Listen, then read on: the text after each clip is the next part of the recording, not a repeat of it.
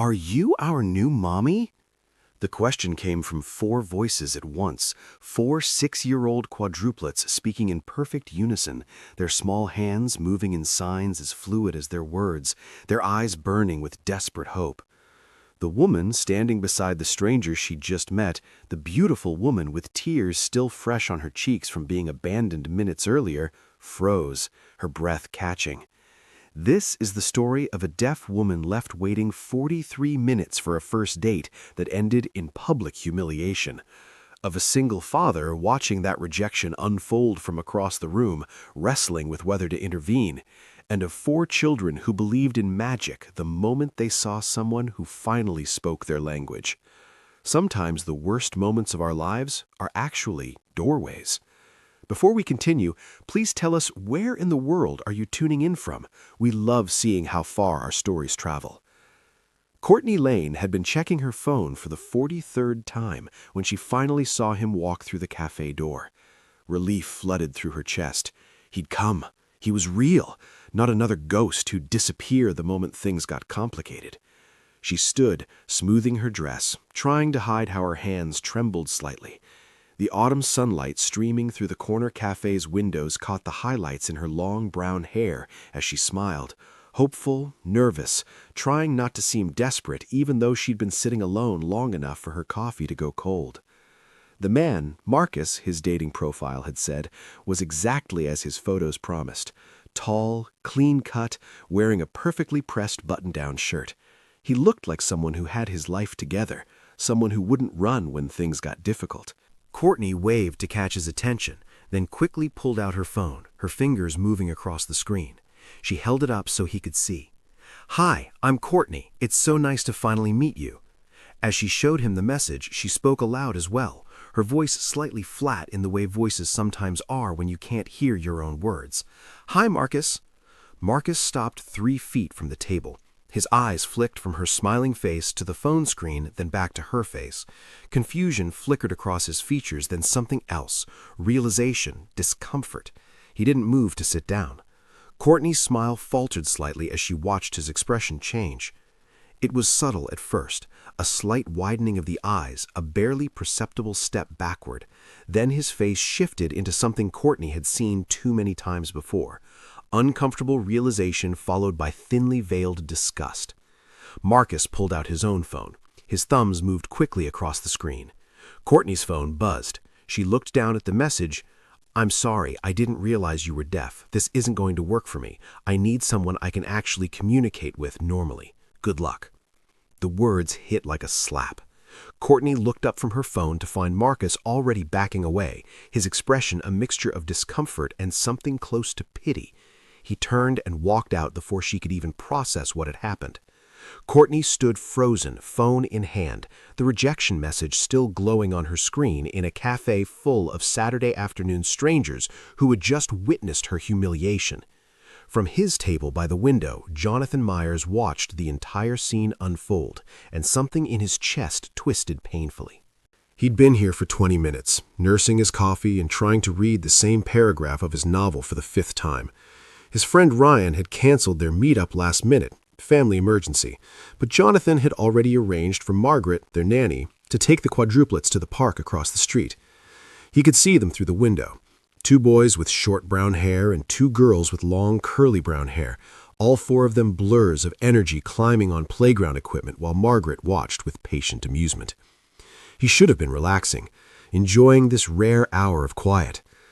Instead, he couldn't stop watching the woman at the table near the door, the one who'd been checking her phone with increasing anxiety, the hope on her face slowly hardening into resignation. When her date had arrived, Jonathan had felt relief for her. Then he'd seen her hold up her phone, showing the screen to the man. Then he'd seen the man's body language change, the step back, the uncomfortable expression, the hands raised in rejection. And now he was watching her stand frozen, phone still in hand, as the man walked out without even sitting down. Jonathan couldn't hear what had happened, but he didn't need to. The woman's face told the entire story. Hope crumbling into humiliation, the effort it took to hold herself together as every eye in the cafe pretended not to see. Jonathan's hands tightened around his coffee cup. He wanted to intervene, to say something, to tell that coward exactly what kind of small-minded person he was. But what right did he have? He was a stranger. Getting involved would only make things worse, make her feel more exposed.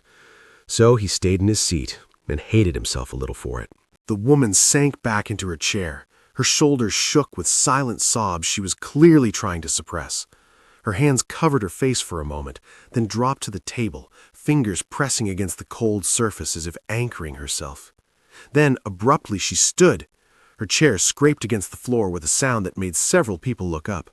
She grabbed her purse, her movements jerky with the effort of not breaking down completely, and rushed toward the door.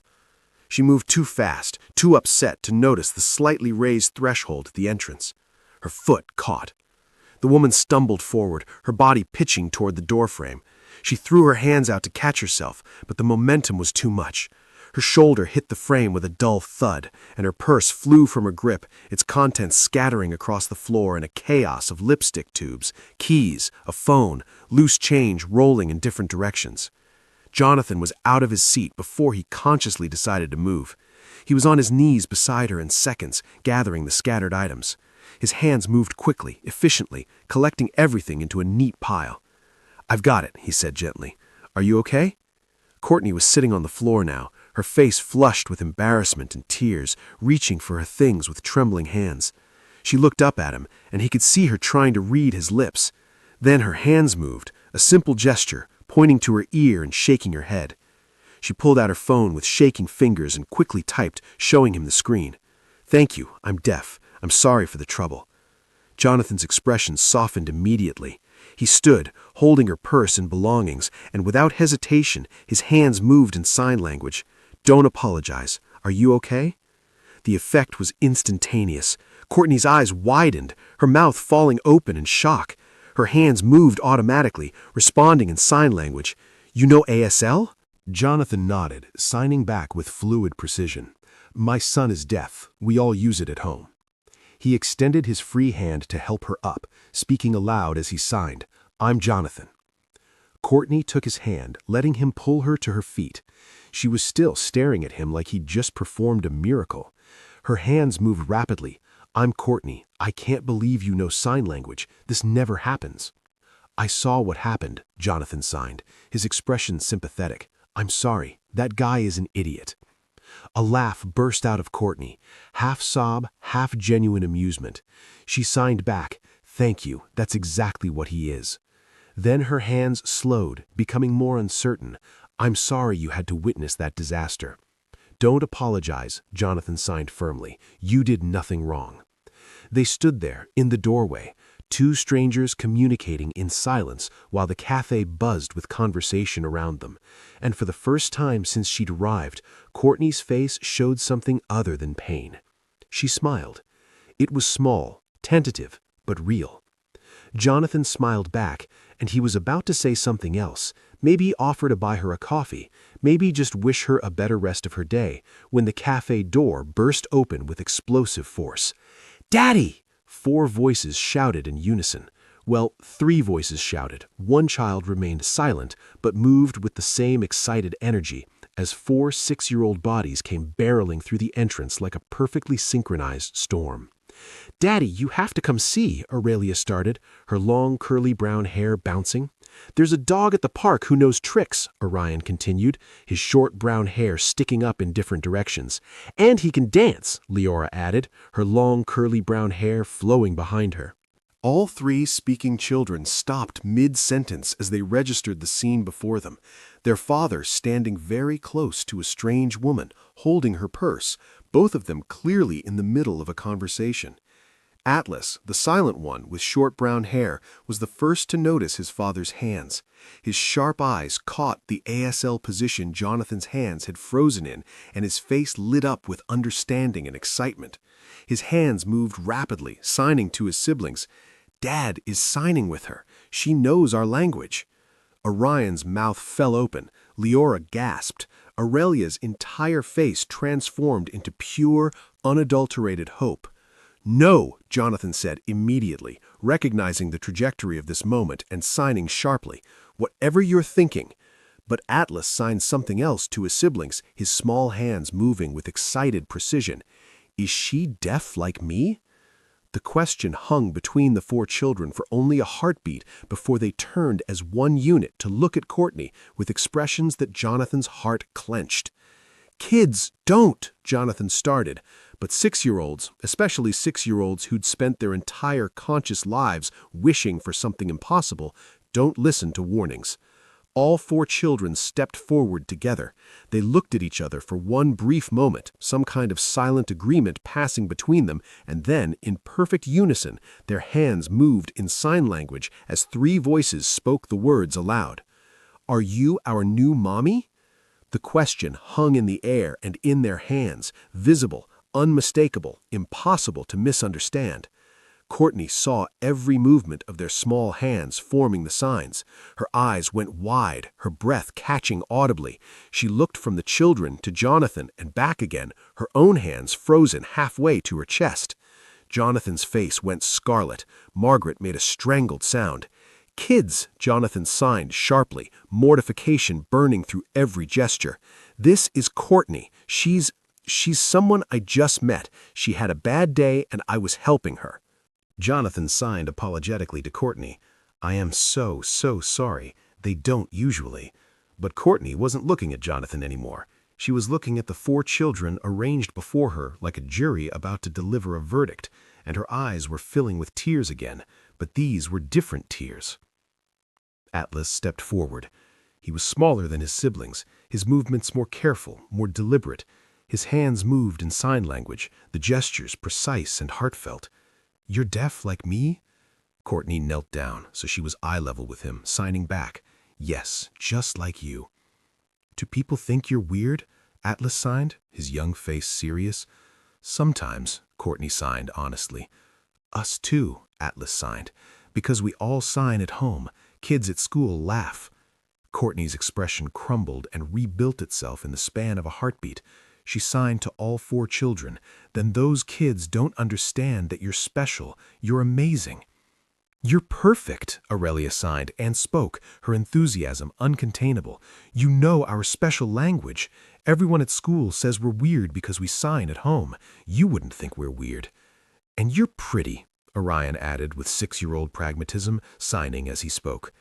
Leora, the gentlest of the 4, simply signed, "We've been looking for someone like you." Atlas's hands formed careful words. "We've been waiting for someone like you." Courtney's laugh was half sob, half incredulous joy. Her hands shook as she signed back, "I just met your father 60 seconds ago." Jonathan wanted the floor to open up and swallow him whole. This was beyond mortifying. This was his children essentially proposing marriage to a stranger on his behalf in a public café, while said stranger had just experienced devastating rejection minutes earlier. He started to sign another apology, but Courtney was laughing, really, truly laughing. The sound was slightly unusual, the cadence of someone who couldn't hear their own laughter, but it was genuine and full of joy. She signed to the children, "How about we start by being friends? What are your names?" And just like that, Jonathan's world tilted on its axis. 20 minutes later, they'd moved to a larger table, after Jonathan had apologetically asked Margaret if she could stay a bit longer. Margaret, bless her, had simply smiled knowingly and said she had nowhere to be. The children had commandeered Courtney completely. They were taking turns introducing themselves with the kind of elaborate detail only 6-year-olds considered necessary. Aurelia went first, her hands moving in careful signs. "I'm Aurelia Celeste Myers. I'm 6 3/4. I like pink and purple and horses, even though I've never ridden one. I want to be a veterinarian when I grow up, but also maybe a princess." Orion followed.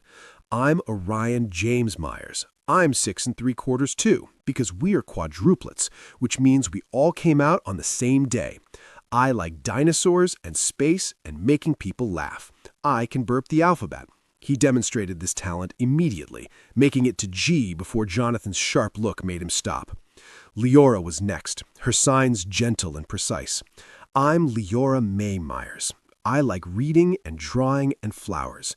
I'm glad you're here." Atlas signed last, his movements more careful than his siblings. "I'm Atlas River Myers. I'm the only one who can't hear, but everyone learns sign language for me. I like science and building things and swimming." Courtney looked at each child like they were the most precious things she'd ever encountered. She signed, "Those are beautiful names. Do you know what they all mean?" 4 heads shook in unison. Courtney's hands moved as she explained. Atlas was a titan who held up the sky.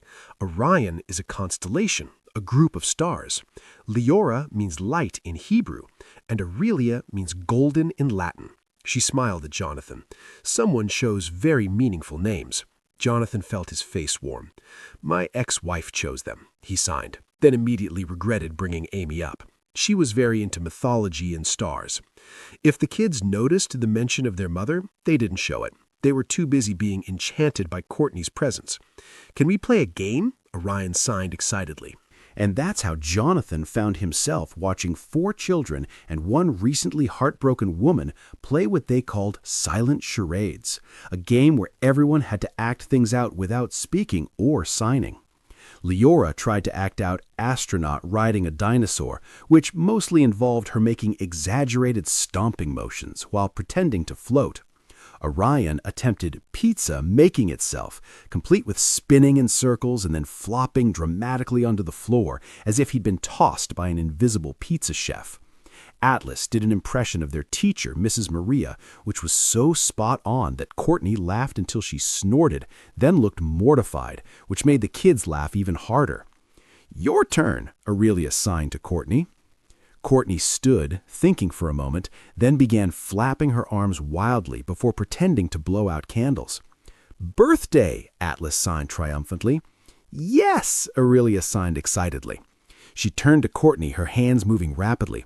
"Our birthday was last month. All 4 of us turned 6 on the same day because we're quadruplets."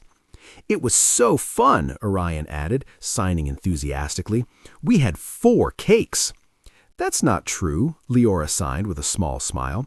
"We had 1 big cake." "It was big enough for 4 cakes," Orion insisted. Aurelia turned back to Courtney. "When's your birthday?" Courtney signed casually. "Actually, it's tomorrow." All 4 children froze mid-motion, their eyes going comically wide. "Tomorrow, tomorrow?" they signed in perfect unison. "Tomorrow, tomorrow?" Orion signed rapidly. "Like actual tomorrow? October 15th tomorrow?" Courtney laughed at their dramatic reaction. "Yes, actual tomorrow."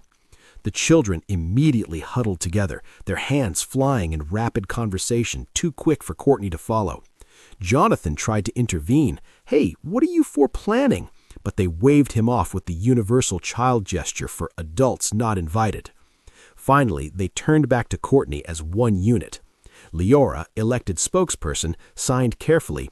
"Do you have special plans, like a big party with friends?" Courtney's smile flickered. It was subtle, barely noticeable, but Jonathan caught it. She signed breezily, "Oh, probably just a quiet day. Maybe I'll treat myself to something nice." But Atlas, perceptive in the way that children who live in silence often are, tilted his head and signed, "Will you celebrate with friends?" Courtney hesitated. Her hands moved slowly, deliberately. "It'll just be me, but that's okay. I'm used to quiet birthdays." The 4 children exchanged looks, some kind of silent communication passing between them that Jonathan knew from experience was either going to result in something wonderful or something that would give him a heart attack. "That's not okay," Atlas signed with serious determination that belied his 6 years. "Nobody should celebrate their birthday alone." "We should have a party," Aurelia signed enthusiastically. "Here, tomorrow." Courtney looked genuinely touched but uncertain. Her hands moved. "You want to throw me a birthday party? You just met me." "So," Orion signed with impeccable 6-year-old logic, "we like you. That's enough." "Please," Leora signed, her expression so earnest it could melt steel. Courtney looked at Jonathan, her eyes asking permission, asking if this was real or just children making promises they couldn't keep.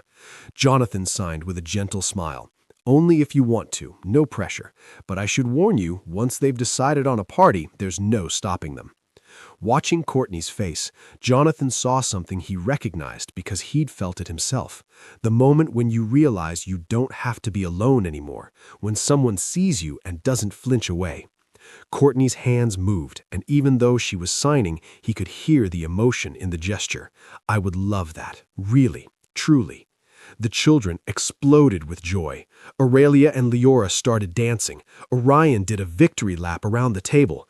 Atlas, who couldn't hear their shouts, felt the vibrations of his siblings jumping and grinned just as widely.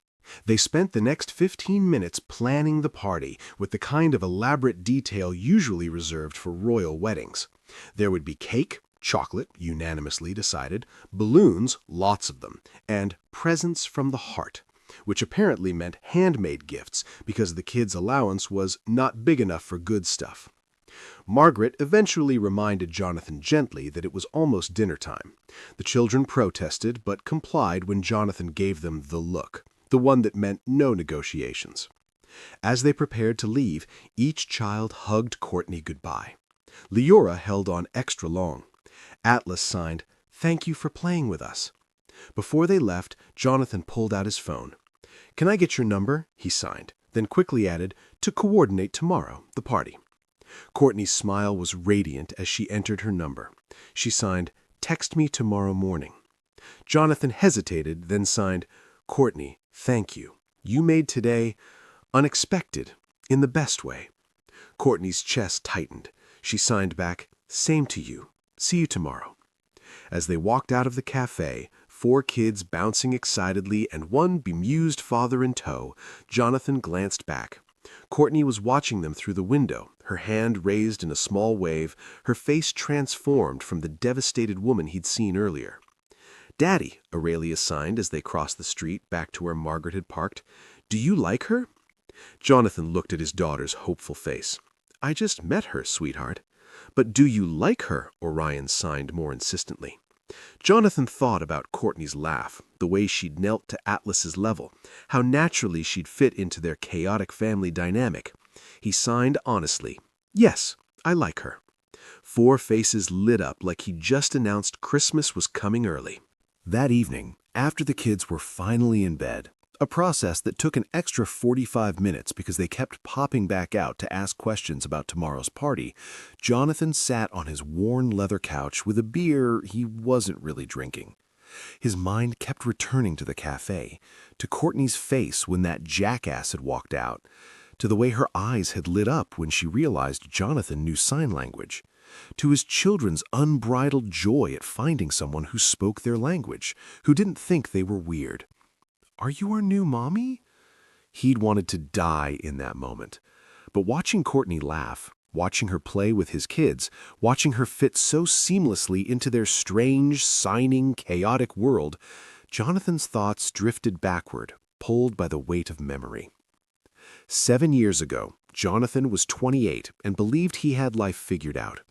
He'd been married to his college sweetheart, Amy Rowland, beautiful, ambitious, with dreams of Broadway stages and movie screens. She'd put those dreams on hold when they married, taking a job doing backstage work at a local theater company. When they discovered she was pregnant, they'd been overjoyed. When the ultrasound revealed not 1, not 2, but 4 healthy babies, their joy had tangled with sheer terror. "Quadruplets," the doctor had said, her voice careful. "The odds are approximately 1 in 729,000 pregnancies." Amy had gripped Jonathan's hand so tightly her nails left crescents in his palm. "4," she'd whispered. "We're having 4 babies." They'd both laughed and cried in that sterile doctor's office, overwhelmed by the magnitude of what was coming. Atlas, Orion, Leora, and Aurelia arrived on a cold September morning after an emergency C-section. Jonathan had held each tiny bundle, impossibly small, impossibly perfect, and felt a fierce love surge through him that rewrote every priority he'd ever had. The first 2 years were chaos, held together with caffeine and stubborn determination. Jonathan's parents helped frequently, taking shifts so he and Amy could sleep. The babies were healthy, hitting their milestones, growing into distinct personalities. But Jonathan could see the restlessness growing in Amy's eyes every time she watched the theater company's performances from backstage. Every time an actress took a bow to thunderous applause, something in Amy's expression flickered. Longing, regret, resentment.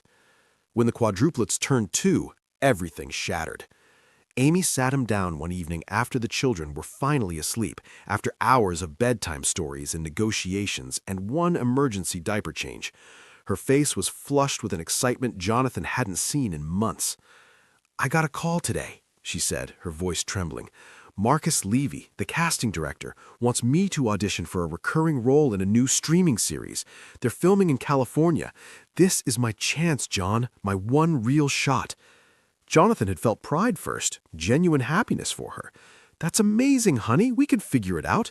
Maybe we could—" "I'm going alone," Amy interrupted, the words rushing out like she'd been holding them back for too long. "I can't do this with 4 toddlers, John. I can't. They're wonderful, they're beautiful, but they weren't part of the plan. I never wanted this many kids. I wanted 1, maybe 2, someday. Not 4 all at once. Not 4 who need constant attention and care and everything." Jonathan had felt the floor drop out from under him. "Amy, there are children. I can't be the mother they need and the actress I want to be." Her voice cracked, but her eyes were determined. "I have to choose, and I'm choosing me." The divorce was efficient and emotionless. Amy signed over full custody without hesitation. She promised to call regularly, to stay involved, to be a mother even from a distance. For the first few months, she kept that promise. Weekly video calls where the kids would press their faces to the screen, shouting, "Mama, Mama," while Amy smiled and told them about auditions in California sunshine. Then the calls became bi-weekly, then monthly, then only on birthdays and holidays, then barely at all. Jonathan had begged her during one of their increasingly rare phone conversations. "They need their mother, Amy. Please, even just occasional calls." "They have you," Amy had said, her voice distant, like she was already somewhere else. "I'm not cut out for motherhood, John. I tried to tell myself I could do both, but I can't. I'm sorry." The calls stopped almost entirely after that. Christmas cards came sporadically, birthday presents arrived late or not at all. The kids, now 6, barely remembered what she looked like. Jonathan had put away all the photos, after Leora, 4 years old at the time, had stood in front of the mantle photo of Amy for 20 minutes, tracing her mother's face with one small finger before asking, "Why doesn't Mama love us?" He'd had no good answer then. He still didn't. But forgetting didn't erase the longing. Jonathan saw it in small, heartbreaking moments. Leora watching other mothers at the park. Aurelia's quiet tears after school events where every other child had 2 parents present. The bullying was perhaps the worst part. Kids could be cruel, and "Where's your mommy?" had become a taunt that followed his children daily. Then, when Atlas was 3, everything became even more complicated. Jonathan had been working from home that day, taking a video call in his home office while the kids played in the living room. He'd heard the crash, a sickening, splintering sound that sent ice through his veins, and run out to find Atlas on the floor, the heavy oak bookshelf collapsed beside him. A large hardcover encyclopedia had struck him directly on the side of his head. The hospital stay had been a nightmare of tests and worried doctors, and Jonathan sitting by Atlas's bedside, holding his son's small hand and praying to a higher power he wasn't sure he believed in. Atlas survived, but the head injury had damaged his auditory nerves irreparably. "The damage is permanent," the doctor had explained gently. "Atlas will never regain his hearing. We can discuss cochlear implants when he's older, but there's no guarantee they'll work, and they're not appropriate for everyone." Jonathan had held his 3-year-old son. The hospital stay had been a nightmare of tests and worried doctors, and Jonathan sitting by Atlas's bedside, holding his son's small hand and praying to a higher power he wasn't sure he believed in. Atlas survived, but the head injury had damaged his auditory nerves irreparably. "The damage is permanent," the doctor had explained gently. "Atlas will never regain his hearing. We can discuss cochlear implants when he's older, but there's no guarantee they'll work, and they're not appropriate for everyone." Jonathan had held his 3-year-old son, his adventurous, chattering, singing little boy, and watched him retreat into a silent world. The months that followed were the hardest of Jonathan's life. Atlas went from outgoing to withdrawn, frustrated by his inability to communicate, isolated by his siblings' voices he could no longer hear. The other children didn't understand why their brother wouldn't talk anymore, why he'd get upset when they tried to play. Jonathan made a decision. If Atlas was going to live in a silent world, he wouldn't be alone there. Jonathan learned American Sign Language with fierce, determined intensity. He watched videos late into the night, practiced until his hands ached, attended classes for parents of deaf children. He taught Orion, Leora, and Aurelia with games and songs and patient repetition. By the time Atlas was 4, the entire household communicated exclusively in ASL at home. It became their private language, their special bond. At school, the kids spoke aloud with their classmates and teachers, but at home, their hands danced through conversations about homework and imaginary adventures and what they wanted for dinner. Atlas never felt left out because his family had joined him in his silence. But it also meant Jonathan's world had narrowed considerably. Dating? Romance? How could he explain to someone that any partner would need to learn an entirely new language just to have dinner at his house? Who would want a package deal of 5 people, especially when one came with unique challenges? Who would want a man whose ex-wife had abandoned their children, leaving behind a legacy of questions Jonathan couldn't answer and wounds he couldn't heal? He'd tried once, about a year ago. A woman from work had asked him out. They'd gone to dinner. She'd been lovely, funny, kind, interested in his work, but when he'd tried to explain about the kids, about Atlas, about the ASL requirement, he'd watched her face shut down. "That's a lot," she'd said politely. "I don't think I'm ready for that level of complexity." Jonathan hadn't tried again after that. Until today.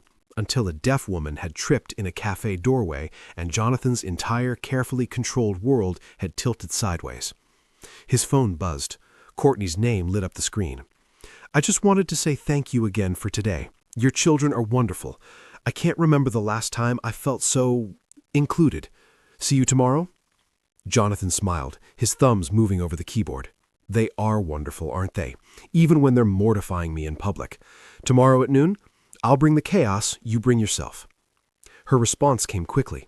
"I can't wait. Good night, Jonathan." "Good night, Courtney." Jonathan set down his phone and allowed himself a moment of hope. Just a small one. Just enough to imagine that maybe, possibly, the universe was offering him something good for once. The next morning was controlled chaos. The quadruplets were awake at 6 a.m., vibrating with excitement.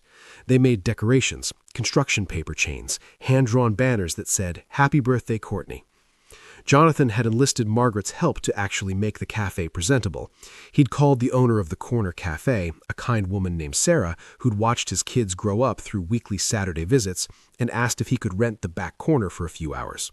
For the woman from yesterday, Sarah had asked knowingly, "The one your kids decided to adopt?" Word traveled fast in small cafes. Yes, Jonathan had admitted. They invited her to a birthday party. "Bring your decorations by 10, Sarah had said warmly. "I'll make sure that corner is ready."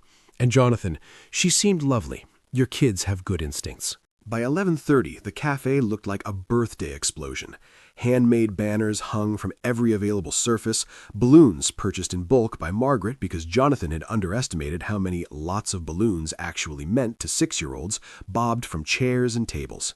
The kids had insisted on a chocolate cake, which Margaret had somehow procured on short notice. Atlas held a sign he'd made, carefully lettered in both English and ASL fingerspelling, "Welcome, Courtney." Jonathan looked at his 4 children, all 4 dressed in matching white outfits they'd insisted on coordinating for Courtney's special day, and felt his heart squeeze. "Remember," he signed to all 4 of them, "this is Courtney's day. We're celebrating her, okay? Let her talk, let her enjoy herself, don't overwhelm her." 4 solemn nods. Jonathan didn't believe them for a second. At exactly noon, the cafe door opened. Courtney walked in, and Jonathan forgot how to breathe. She wore a simple blue dress that matched her eyes, her long hair falling in soft waves over her shoulders. But it wasn't her appearance that struck him, it was her expression. Nervous hope mixed with genuine excitement, like someone who'd been invited to a party and couldn't quite believe it was real.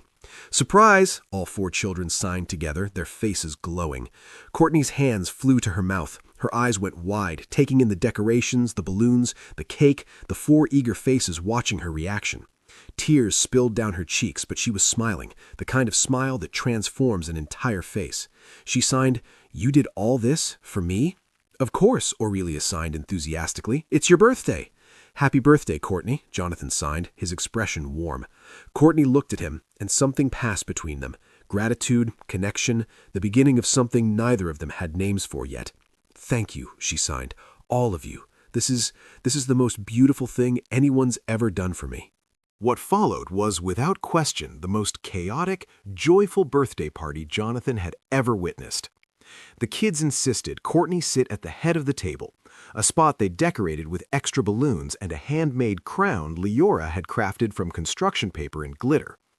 You have to wear it, Leora signed seriously. All birthday people wear crowns. Courtney placed the slightly lopsided crown on her head with the solemnity of someone being coronated, which made all 4 kids dissolve into giggles. Orion presented his gift first, a drawing of Courtney surrounded by 4 stick figures. That's us, he signed proudly, and that's you. We're all holding hands because we're friends now. Courtney's bottom lip trembled as she signed, "This is beautiful. Thank you, Orion." Leora's gift was a bracelet made from colorful beads she'd strung herself. "The colors are happy colors," she signed as she helped Courtney put it on, "so you'll always remember happy days." Aurelia had written a poem, or what 6-year-olds consider poetry, which mostly rhymed Courtney with journey and day with stay. But she read it and signed it with such earnest passion that Courtney had to wipe her eyes. Atlas's gift was last. He approached slowly, holding a small wooden box he'd clearly spent time decorating. Inside was a smooth stone painted blue. "It's a worry stone," Atlas signed carefully. "My teacher taught us about them. When you're sad or worried, you hold it and it helps. I painted it blue because blue is calm." He paused, then added, "You seemed sad yesterday. I don't want you to be sad anymore." Courtney's composure broke. She pulled Atlas into a hug, holding him tightly while her shoulders shook with silent sobs. Atlas hugged her back, his small arms fierce and certain. When Courtney finally pulled back, she opened her arms wide, looking at all 4 children. Aurelia, Leora, and Orion rushed forward, and Courtney wrapped all 4 of them in a tight embrace, holding them close while her shoulders shook with silent sobs. When she finally pulled back, wiping her eyes, she signed to all of them, "Thank you, all of you. These are the most beautiful gifts I've ever received." The 4 of them beamed. Then came the cake, chocolate with chocolate frosting, because the kids had been unanimous in their decision. Sarah, the cafe owner, had even added birthday candles. "Make a wish," all 4 kids signed excitedly.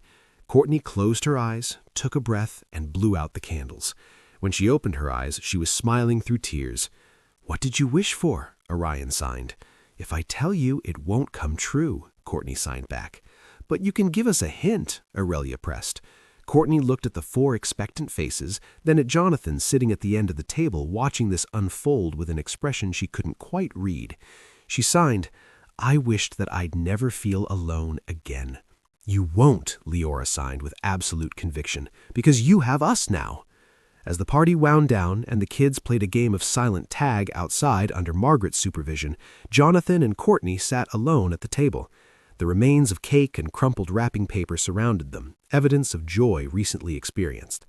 "Thank you," Courtney signed, her movement slower now, tired but content. "This has been the best birthday I've ever had." The kids were excited, Jonathan signed back with a smile. They'd been planning since yesterday. "They're wonderful," Courtney signed. "All of them." She paused, watching them through the window, then signed carefully, "Their mother." Jonathan's expression shifted, not hurt, just resigned. "She left when they were 2, got a big acting opportunity in California, and decided she couldn't be a mother and pursue her dreams at the same time." His signs were matter of fact, like he'd made peace with it. "The kids barely remember her. She calls maybe twice a year now." "I'm sorry," Courtney signed. "We manage," Jonathan signed. "But yesterday, when they asked if you were their new mom, that's been their wish for a while, especially when they see other kids with both parents." "That must be hard for them," Courtney signed softly. "It is," Jonathan agreed. Then his expression changed, becoming curious. "What about you? How long have you been deaf?" Courtney's hands stilled for a moment, then began moving. 7 years. I was 23. Car accident. Drunk driver ran a red light. Her signs became slower, heavier. Funny how they called it lucky, like losing an entire sense was a small thing. It's not a small thing, Jonathan signed. My friends didn't know what to do with me after. Not their fault. They tried. But conversations became work. Group hangouts were impossible. Eventually, they stopped trying. Easier that way. She paused. My family, too. They love me, but it's hard. Holidays are exhausting. I spend most of the time smiling and nodding, pretending I understand what's happening. That sounds lonely, Jonathan signed. It is, Courtney signed simply. I've been alone for a long time. Not anymore, Jonathan signed. At least if the kids have anything to say about it.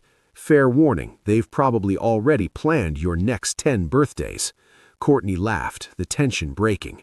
I wouldn't mind that. Good, Jonathan signed, because once they decide they like someone, they're relentless. Through the window, Atlas was teaching his siblings some kind of elaborate signing game. Courtney watched them, her expression soft. Atlas is lucky, she signed, to have a family that learned his language. Most deaf kids don't get that. He's my son, Jonathan signed. Of course we learned. Not everyone would, Courtney signed, meeting his eyes. Trust me. They sat in comfortable silence for a moment, watching the kids play. I should probably get going, Courtney signed. Let you get back to your day.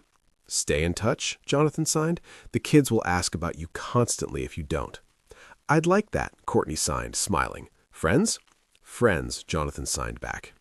But as Courtney stood to leave, as the kids rushed back in to say goodbye with enthusiastic hugs, Jonathan felt something shift. Not romance, not yet, but possibility. The sense that maybe his carefully controlled, narrow world was about to expand in ways he hadn't imagined. And for the first time in years, that didn't terrify him. Over the next weeks, Courtney integrated into their lives in a way that felt both natural and miraculous. She started joining them for dinners twice a week. The kids would compete for who got to sit next to her. Aurelia would braid Courtney's hair. Orion would tell her elaborate stories about his day at school, complete with dramatic reenactments. Leora would quietly do homework beside her, occasionally signing questions. And Atlas would sit close, comfortable in their shared silence. One Thursday evening, 6 weeks after the birthday party, Courtney was helping with bedtime when Aurelia looked up at her with serious eyes. Can I ask you something? Aurelia signed. Of course, Courtney signed back. Why don't you have a family? The question hung in the air.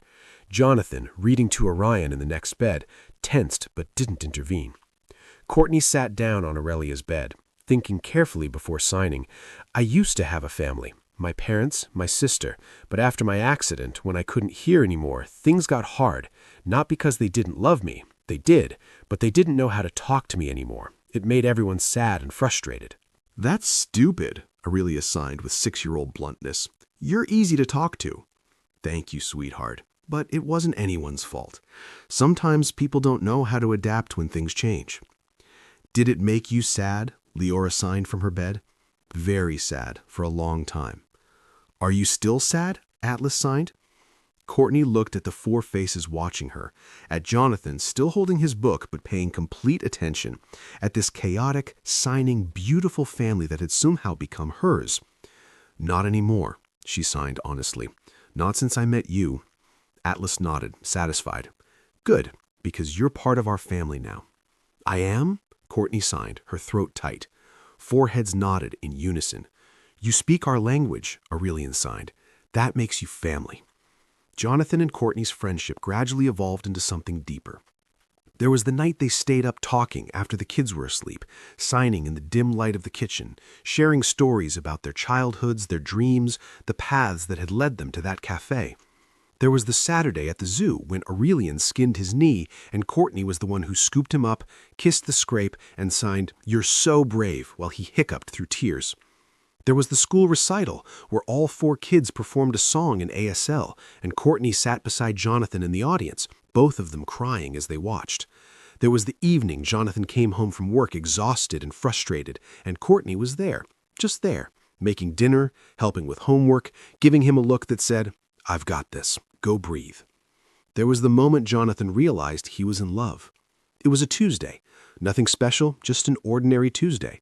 Courtney was at the kitchen table helping Leora with a math worksheet. Atlas was building something with blocks nearby. Aurelian and Orion were arguing about whose turn it was to feed their goldfish. Courtney's hair was falling out of its ponytail. She had flour on her cheek from the cookies they'd attempted earlier.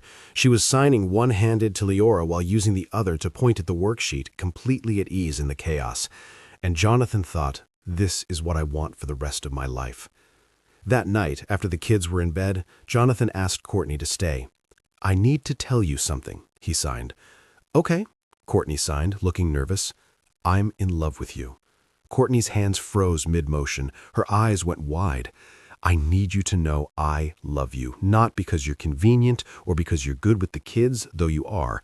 I love you because you're kind and patient and brave, because you make me laugh, because you see my children as blessings, not burdens, because when I imagine my future, you're in it. Courtney's hands were shaking as she signed back, Jonathan, you don't have to say anything, he signed quickly. I just needed you to know. Jonathan, Courtney signed again, more firmly this time. Stop signing for a second and look at me. He did. She leaned forward and kissed him. It was gentle, tentative, perfect. Her hands came up to cup his face, and his arms wrapped around her waist, pulling her closer. When they finally pulled apart, both breathing hard, Courtney signed, I love you too. I've loved you since that first ridiculous party when your children looked at me like I was magic. I was just scared to believe it was real. It's real, Jonathan signed, pressing his forehead to hers. This is real. Then yes, Courtney signed, laughing and crying at the same time. Yes to whatever this becomes. 12 months later, on a crisp October afternoon, Jonathan stood in the corner café, the same café where this had all begun, nervous in a way he hadn't been in years. He'd enlisted the kids' help with his proposal plan, which in retrospect might have been a mistake because none of them could keep a secret to save their lives. Courtney thought it was just their usual coffee meetup. She'd arrived wearing jeans and a sweater, her hair in a casual bun, with no idea what was waiting. They'd been sitting at the same table, the one near the door where they'd first met, for about 15 minutes when the cafe door burst open. 4 children came tumbling in, wearing matching T-shirts that said, Say Yes, in both English and ASL fingerspelling. Courtney's mouth dropped open. What?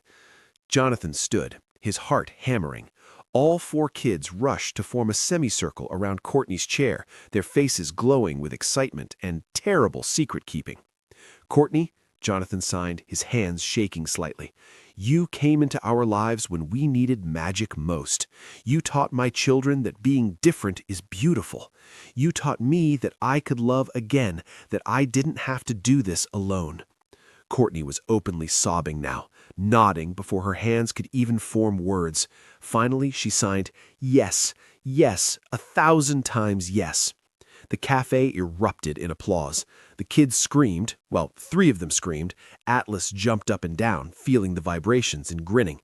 Jonathan slipped the ring onto Courtney's finger, then pulled her into his arms. I love you, she signed against his chest. I love you too, he signed back. Thank you for tripping in this doorway. Courtney laughed through her tears. Thank you for helping me gather my things. 6 months later, on a perfect spring morning, Courtney Lane became Courtney Myers in a ceremony conducted entirely in sign language with an interpreter for the hearing guests. The small venue was packed with friends and family. 4 children served at the wedding party. Atlas was the ring bearer, carrying the rings with solemn importance. Aurelia and Leora were flower girls, scattering petals with uneven enthusiasm. Orion was the mood setter, which apparently meant he made everyone laugh by signing jokes at inappropriate moments. The officiant signed the ceremony as the interpreter translated for hearing guests. When it came time for vows, both Jonathan and Courtney had to pause multiple times, overcome with emotion. Jonathan signed, You taught me that broken things can become beautiful, that families aren't just born, they're built, that love speaks every language, especially silence. Courtney signed, You showed me that I wasn't broken, I was just waiting. That 4 kids asking, Are you our new mommy, wasn't crazy, it was destiny. That home isn't a place, it's you, it's them, it's us. When the officiant signed, "You may kiss," Jonathan pulled Courtney close and kissed her, while their 4 children cheered and guests applauded in a mix of sounds and signs. At the reception, Atlas gave a speech in sign language that had everyone crying again. His small hands moved with careful precision. Before Courtney, I felt different, like something was wrong with me. But Courtney is like me, and she's not wrong, she's perfect. She taught me that being deaf doesn't mean being less, it means being me. And being me is okay now because I have a family who loves me exactly how I am. "Thank you for being our mom," Atlas signed. "We've been waiting for you our whole lives." Courtney hugged him so tightly he squeaked, and when she pulled back, she signed, "I've been waiting for you too. I just didn't know it." The final dance of the evening was a family dance. All 6 of them on the floor, moving to music only 4 of them could hear, but all of them could feel in the vibrations of the speakers, in the joy vibrating through their bones. Courtney held Atlas's hands as he spun in circles, his face glowing with happiness. Jonathan had Leora on his feet, letting her dance, while Aurelia and Orion attempted some kind of coordinated shimmy that mostly looked like organized chaos. Atlas suddenly stopped spinning and signed to Courtney. "Are you happy?" Courtney knelt down so she was eye level with him, her wedding dress pooling around her. "Happier than I ever thought possible." "Good," Atlas signed, with serious satisfaction, "because you're ours now, forever." "Forever," Courtney signed back, pulling him into a hug. One by one, the other 3 children joined the embrace, wrapping their small arms around Courtney until Jonathan had no choice but to join in, encircling all 5 of them. In that moment, pressed together in the middle of a dance floor, with music and laughter swirling around them, they were complete. No more loneliness, no more searching, no more wondering if they were too much or not enough. They had found each other in the most unexpected way, through a stumble, a helping hand, and 4 children who believed in magic before the adults even knew it existed. Sometimes families aren't born, sometimes they're built, one sign, one smile, one act of kindness at a time. And sometimes the people who feel most broken are exactly the ones meant to make each other whole. This was their beginning. This was their always. This was home. If this story touched your heart the way it touched mine, please don't let it end here. Let it remind you, kindness still matters, compassion still changes lives, and hope is never wasted. Subscribe and be part of our Soul Lift Stories family, where every story lifts the spirit and reminds us that light always finds its way back. And if this moment moved you, share it, because sometimes sharing hope is the kindest thing we can do.